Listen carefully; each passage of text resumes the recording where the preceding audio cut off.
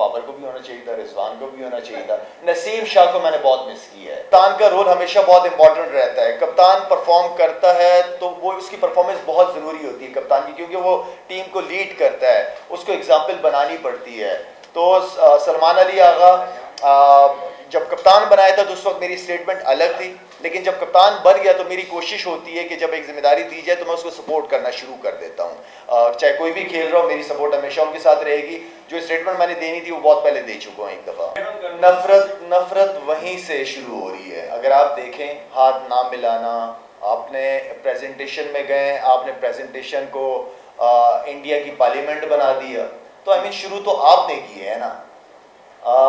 तो मेरे ख्याल में हमेशा क्रिकेट और पॉलिटिक्स को दूर रहना चाहिए। और हमारे पाकिस्तान इंडिया की कोई पहली दफ़ा तो जंग नहीं हुई, इससे पहले भी जंगें हुई हैं, लेकिन ऐसा नहीं हुआ कि शाहिद अफरीदी ने किसी से हाथ नहीं मिलाया हो या क्रिकेट ना खेली हो।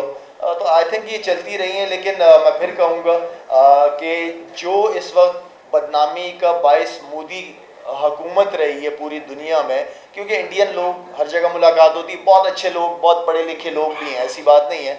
सिर्फ ये मैं समझता हूँ कि मोदी जो इस वक्त ग्लोबली इंडिया को जो जिस तरीके से दिखा रहा है वो बहुत नेगेटिव सोच, मेरे ख्याल में इस नेगेटिव चीज़ को, क्योंकि मैं हमेशा समझता हूँ कि पड़ोसियों के साथ आपके अच्छे ताल्लुकात होने चाहिए, जो कि बहुत इंपॉर्टेंट है। लेकिन खैर, वो जब बैठना ही नहीं चाह रहे हो, जब सुनना ही नहीं चाह रहे हो, जो आप पे झूठे इल्ज़ामात लगा रहे हो, तो फिर आप क्या बैठोगे उनके साथ। देखें, हमारे यहाँ थोड़ा सा एक मसला भी है कि जब होते हैं तो कदर नहीं होती, जब नहीं होते तो याद किया जाता है। ये हमारा थोड़ा सा इशू है।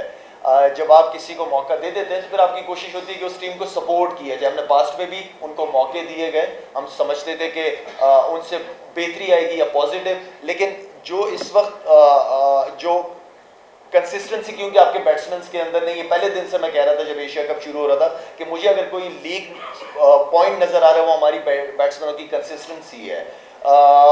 मैं समझता हूँ कि जो इस तरह इस वक्त प्लेयर खेल रहे हैं, आई थिंक अगर इसी तरह खेलना तो फिर तो बाबर को भी होना चाहिए था, रिजवान को भी होना चाहिए था। नसीम शाह को मैंने बहुत मिस किया है। जिस तरह की कंडीशन थी, मेरे ख्याल में शाहीन के साथ नसीम शाह का पेयर बहुत आउटस्टैंडिंग परफॉर्म करता है। नसीम शाह को मैंने ऑनेस्टली, अगर किसी को मैंने मिस किया तो नसीम शाह को मैंने बहुत मिस किया।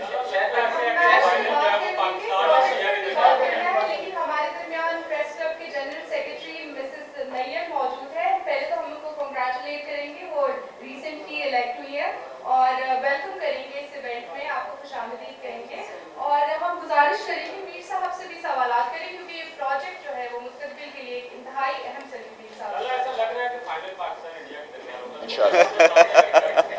वो मैचेस को सामने रखकर आप इस मैच में क्या सजेस्ट करेंगे? क्या वो तब्दीली या तैयारी या हिम्मत होनी चाहिए जो?